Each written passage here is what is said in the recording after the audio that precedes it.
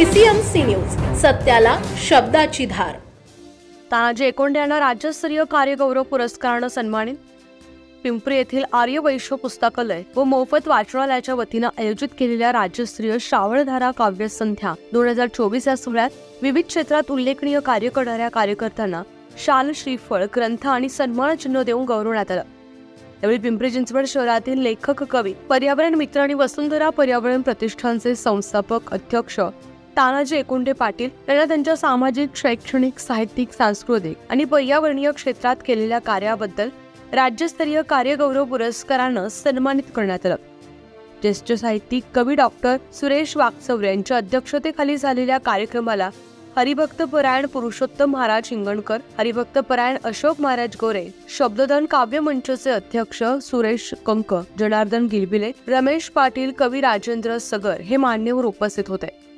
यावेळी रामराजे बेंबडे, सामाजिक कार्यकर्त्या सुप्रिया मंडलिक, सेवाभावी संस्था, अर्चना साकुरे उभे, भारती विद्यापीठ, कवयित्री सविता जंगम, लक्ष्मण सुतार, जादूगार सोमनाथ शिंगारे यांनाही सन्मानित करण्यात आलं।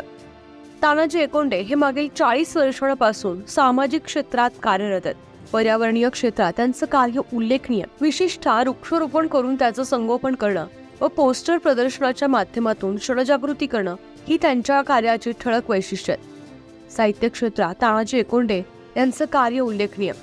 जपानमधील प्रशिक्षण काळात त्यांनी लिहिलेलं उगवत्या सूर्याचा देश जपान आणि कर्मयोगी थर्मॅक्स मॅन RD आगा या पुस्तकांसह स्वागत काव्य संग्रह आणि 2 संपादिक पुस्तकं त्यांच्या नावावर असून 2 पुस्तकं प्रकाशनाच्या मार्गावर आहे।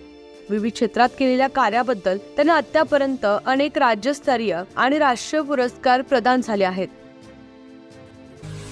पुणे तसेच पिंपरी चिंचवड परिसरातील महत्त्वाच्या बातम्या पाहण्यासाठी आजच आमच्या डिजिटल PCMC न्यूज चॅनलला सबस्क्राइब करा आणि बेल आयकॉन प्रेस करा।